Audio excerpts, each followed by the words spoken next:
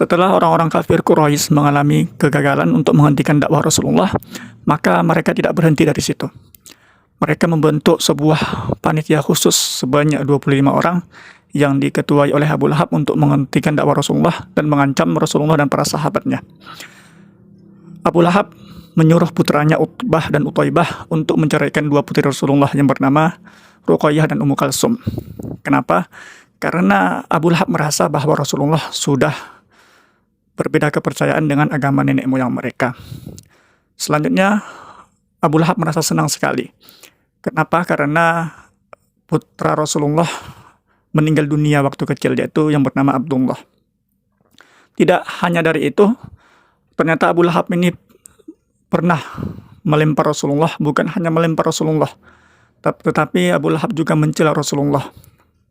Tidak hanya mencela, mengolok-olok Rasulullah dan melempar Rasulullah sehingga tumit Rasulullah berdarah. Tidak lepas dari situ, ternyata istri Abu Lahab, Ummu Jamil, juga ikut memerangi Rasulullah. Ummu Jamil ini pernah meletakkan duri di jalan yang pernah dilalui Rasulullah. Ummu Jamil ini tukang fitnah dan selalu menyebar kebencian terhadap Rasulullah. Suatu ketika Rasulullah dan Abu Bakar sedang duduk-duduk di dekat Ka'bah.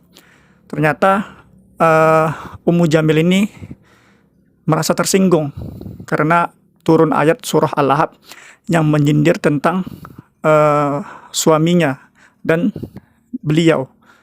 Terus Ummu Jamil ini langsung mendatangi Rasulullah. Ternyata Ummu Jamil ini tidak melihat Rasulullah. Ummu Jamil hanya melihat Abu Bakar. Langsung Ummu Jamil berkata kepada Abu Bakar, "Mana Muhammad? Di mana Rasulullah? Aku dengar ada ayat yang turun menyindir aku dengan suamiku.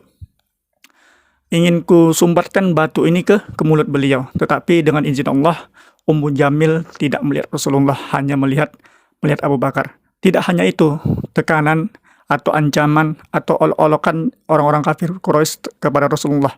Suatu ketika Rasulullah sholat di dekat Ka'bah. Ada beberapa orang Quraisy melihat Rasulullah sedang sholat. Pas waktu Rasulullah sedang sujud, ada orang kafir Quraisy yang bernama Uqbah bin Abu Mu'id meletakkan kotoran unta ke pundak Rasulullah saat sedang sujud. Lantas dilihat Fatimah, lalu Fatimah putri Rasulullah membersihkan kotoran unta tersebut dari pundak Rasulullah. Itulah tadi beberapa penekanan atau tekanan yang diberikan orang-orang kafir Quraisy terhadap Rasulullah.